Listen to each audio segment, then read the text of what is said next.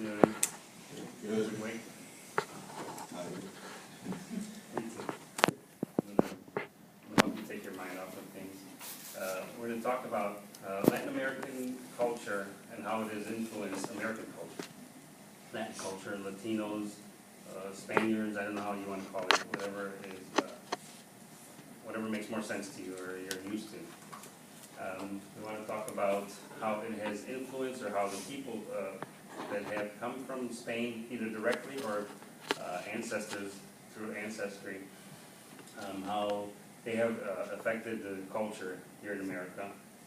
And I want to talk about three main topics. One is how it has, how Spain, let's say Spain for simplicity, how Spain has affected the language, how the performing arts, or how people in the performing arts have affected, how they have influenced American culture, and politics, how politics have been affected by Spanish influence here in America.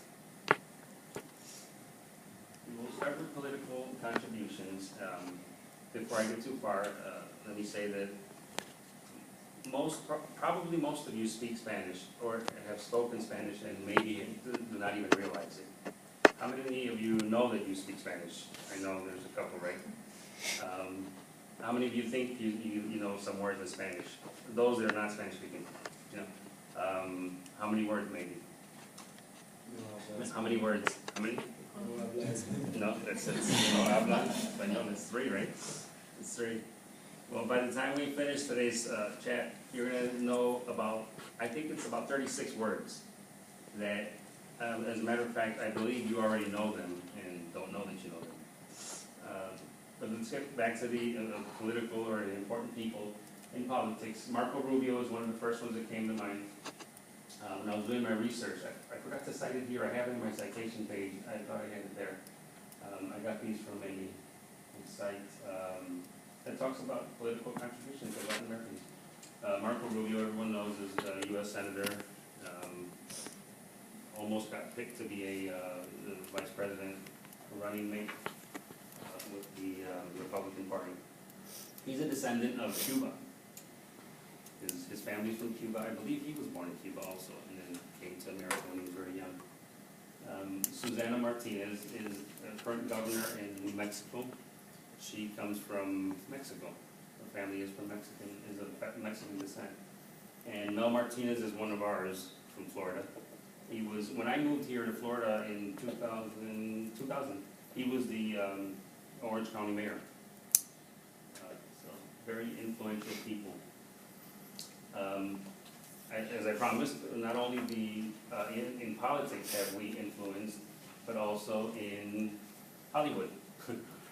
Everyone knows there's so many familiar faces. When I was doing the research, I went on IMDb. It's Internet Movie Database, and the list was so long, I had a very hard time narrowing it down so that I can do this in 5 minutes. But I picked some of the ones that you probably all recognize, some of the familiar faces. I try to keep it within current history because, because I know most are not my age in this class. And if I start talking about the people in the 70s and 60s, Freddie Prinze and people like that, Rita Moreno, you probably would say, and I might lose you. So these are the more current ones. Sofia Vergara, and you're from Colombia, right? Yeah, from your hometown, Colombia. Came to the U.S., became an actress. You guys have probably seen her on prime time. She's in a few shows now. She started out acting in Spanish and then made the transition to English. We have Mario Lopez from Mexico. His family is from Mexico. He's been in a few sitcoms and a few shows. Everyone knows J-Lo. I couldn't fit Jennifer Lopez there very nicely, so I just cut it down. Everyone knows her as J-Lo anyway. She comes from Puerto Rico, where my descendants are from, and where I was born. Matter of fact, her parents were born in my wife's hometown, Ponce. And George Lopez, the clown, everyone knows him, very funny guy. He's from Mexico also, Mexican descent. I gave it away. I wanted to ask you about the ones that you probably don't know that are of Spanish descent. Did anyone know that Charlie Sheen?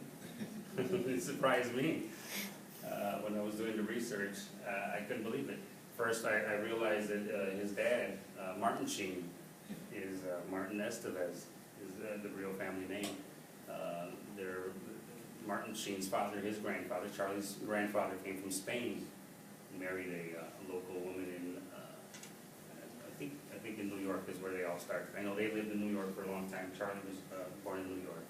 But yeah, even Hollywood's bad guy is of Spanish descent.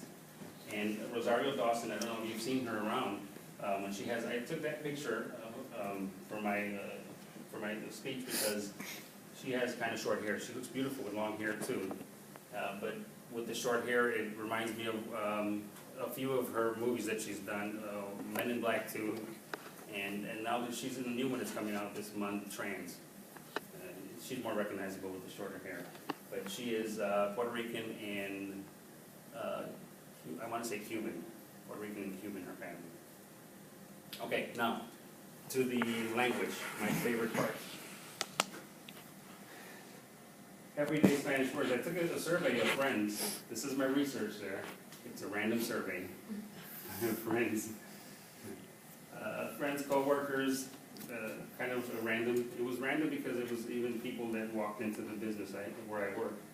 And I asked them to give me 5 Spanish words that came to mind, first Spanish words. And I tried to pick people that didn't speak Spanish because it would be, be too easy. And it wouldn't prove my point. And these are the most common ones. Adios. Who knows, of the non-Spanish speakers, who knows what adios means? Bye. What is it? Goodbye? Goodbye. All right, we agree. Pronto. All right, then hurry up, get the speech over with. Pronto. Grande. That's right. These are very recognizable. And gracias. Yes, thank you. And poquito is one that I was going to include. That was another one that was very common. Poquito. Now, as I promised, about 36 words that you don't even know that you know that are Spanish, that are common every day. I divided into colloquialism, which is everyday language, like these here, and I also made another subdivision, words that you know them, but you don't say them probably every day. Although there is one in particular that is on your driver's license. When I finish, maybe somebody will give me the answer. That is Spanish, every time you see it. These are the overlooked Spanish words. Anyone see one there that you do not recognize?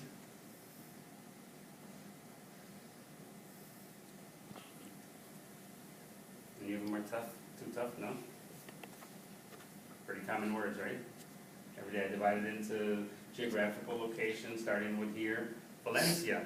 Does anyone know? Did anyone know that Valencia is a city in Spain? Very good. Valencia, we have all of the geographical locations, car names. I took these from the Larousse dictionary, a very well-known dictionary in Spain, used throughout Latin America. So, that is all. I'm running late on my time. The Spanish has influenced America through the language, through its people, both through Hollywood and through politics. And the last thing on my list, the word that is on our driver's license that is Spanish, what is it? Florida? What is it? Florida? Very good.